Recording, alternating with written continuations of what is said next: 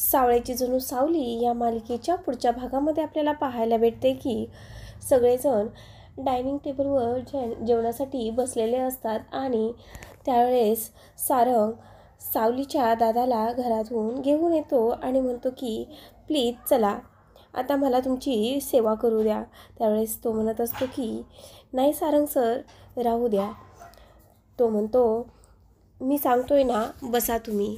मग लगेचच ऐश्वर्या तिथून उठून जायला लागते. त्यावेळेस सारंग तिला म्हणतो की वहिनी थांब, तू जर माझ्या सासरच्या माणसांचा असा जेवणावर अपमान करणार नसशील तर मला ते आवडणार नाही.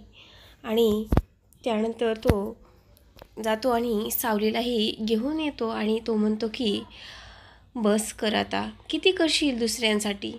तूही जेवायला बस म्हणून तो तिथे त्याच्या शेजारी बसवतो. त्यावेळेस त्याची आई उठून जायला लागते. त्यावेळेस तो म्हणतो की आई, मी माझ्या हाताने संपूर्ण स्वयंपाक केलेला आहे आणि त्याचा तो आता असा अपमान करणार आहे का.